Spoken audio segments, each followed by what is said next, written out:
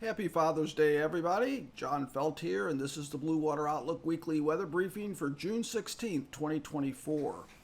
A lot going on. We have some significant rainfall that could result in flooding, and we definitely have some dangerous heat. So let's get started right away in this week's weather briefing.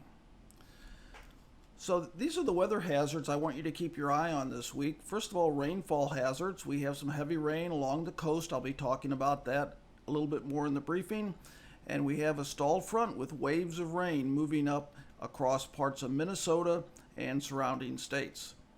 In addition, we have high heat, and that's going to affect parts of the Midwest, Great Lakes, and Northeast U.S., not just this week, but into next week. So we take a look at rainfall over the last week, and the two areas that stand out, central and southern Florida, with up to 30 inches of rain. I think I wanted to go back on this slide here. I wanted to show you where that was, right in here in the Everglades. I bet that's up to 30 inches at the current time, so extremely heavy rain. We also had some rain in West Texas, and that's where it has been extremely dry. I talked to somebody this week. They say some of those areas look like a moonscape. It's so dry. And matter of fact, one of the posts I want to do some research on for this week, maybe Thursday, would be on the potential for a flash drought.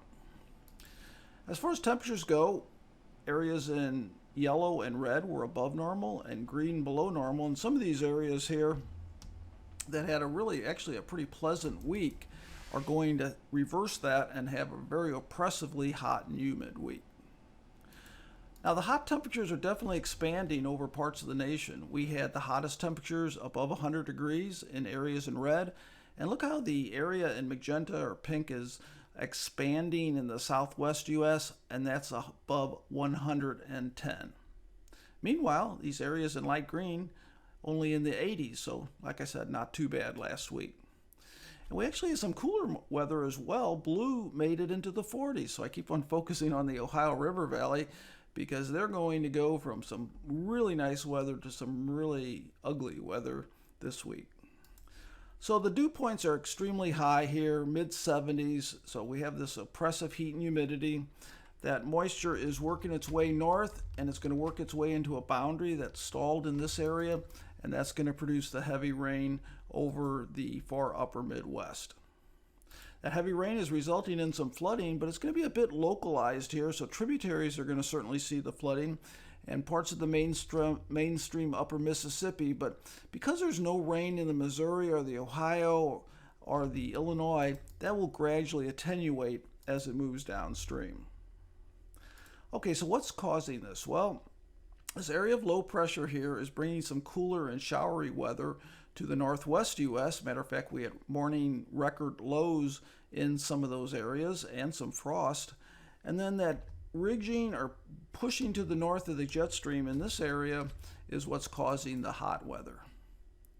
Now, by the end of the week, Thursday and Friday, it intensifies. That heat dome intensifies over the eastern third of the nation, and that is going to result in unusually hot weather in these areas, especially in the darker red. So parts of the Midwest, Great Lakes, and Northeast. Second 5 days, we start to get heat back into the western U.S., and then here's the third 5 days right in here. We could get a little bit of a reprieve at that time. But we are looking at many records being set this week. This is Sunday through Thursday. The National Weather Service now has a heat risk, and it goes up into 4 categories, and that top category, extreme, is the purple.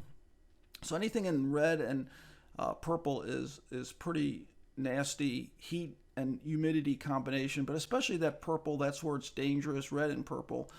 And you can see that's going to affect some areas, highly populated areas up in the Northeast, Boston, New York, Washington, those areas, and Detroit, perhaps Chicago as well. So I think that's going to be one of the big weather stories this week.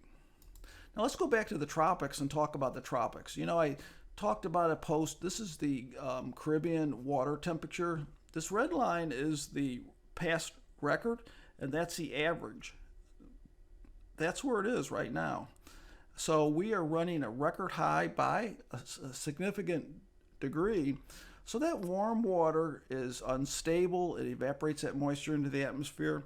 So if we get any low in there or a front, we have the possibility of spinning up something, and possibility here of development, and that's going to bring moisture on shore. There's the satellite picture. I think this is something we're going to see this week, but we're going to also see that on and off probably through the summer months, because that's not going to cool off. So what we're looking at is, last week it was over South Florida. This week it could be over eastern Texas. And some of these areas could use the rain. Some of these areas like Houston have been really wet. So it's going to be a mixed bag whether that rain is beneficial or not.